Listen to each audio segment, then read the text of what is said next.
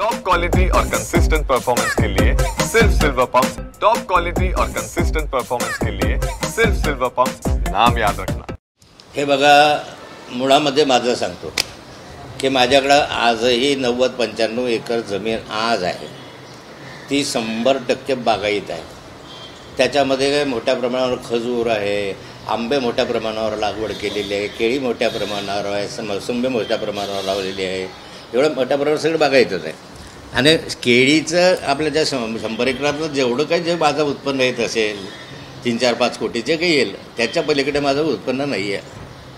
मी हे वारंवार सांगितलेलं आहे, वारंवार ईडीने तपासलेलं आहे, सगळ्यांनी तपासलेलं आहे। तसा माझा प्रश्न गिरीश महाजनला आहे की मी सांगितल्यापेक्षा तुम्ही सांगा ना, किंवा मास्तरचा पोरगा होता तर एवढी प्रॉपर्टी आली कशी? या धरणाच्या संदर्भामध्ये सांग, घेतली की नाही सोनाराची जमीन विकत?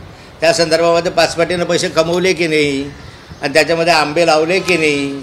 एका 2-3 एकरचे 5 कोटी तुम्ही कमवले, आपल्या 15 कोटी त्या ठिकाणी कमवले। आता तेच फाईट करून दाखवले का त्याला इन्कम टॅक्स नाही आहे? अशी किती प्रयत्न असतील? BR आपल्या त्या कोणती सोसायटी BHR, त्या BHR सोसायटीच्या प्रॉपर्ट्या कशा काय इतक्या तुमच्या नावावर एकाएकी तुमच्या नावावर झाल्या?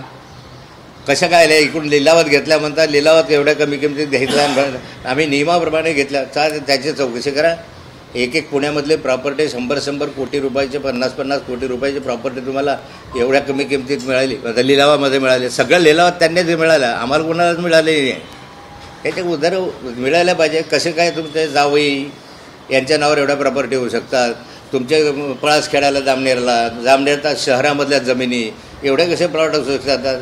माझा मुक्ताईनगरमध्ये 1985ला माझं 51 प्लॉट माझ्या नावाचे होते, आजही आहे। आजही शहरामधले मोठे मोठे प्लॉट आहे। प्रॉपर्टी माझ्याकडे नव्हती असंच नाही, कोणतं पेट्रोल टाकत होतो आणि डिझेल टाकत होतो। अरे त्या कालखंडामध्ये बापाने मी स्वतःच्या कष्टानं कापूस विकून 7,800 रुपयाची SD विकत घेतली होती, नवी कोरी। त्याची सर्वात मोठी महागडी जी गाडी त्यावेळेस असेल तर SD गाडी होती। एवढी ताकद जर माझ्यात होतं, कशाला राखेल टाक्याने फाकेल टाक्या काहीतरी सांगत बसतो। तू होता मास्तरचा पोरगा, तुला काही नाही? मी पाहिलं ना तुला, तुझ्या घरी मी अनेकदा आलेलो ना। तुझे वडील असताना, तू सरपंच असताना तुला भाडवलं ना मीच फिरलो ना गाड्यांमधून तुझ्या मतदारसंघामध्ये। नाथाबूच्या सभा झाल्याशिवाय मला मदत होणार नाही निवडणुकीमध्ये, हेच तू येत होता ना। 1760 सभा माझ्या तूच घेतल्यास ना। तू कुणामुळे मोठा झाला, विसरला का?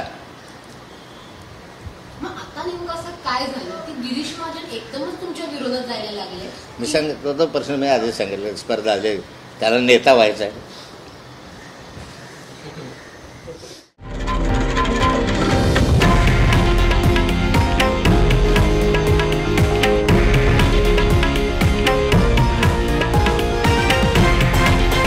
हे आहे देशातील नंबर 1 न्यूज नेटवर्क आणि आपण पाहत आहात TV9 मराठी, एकमेव।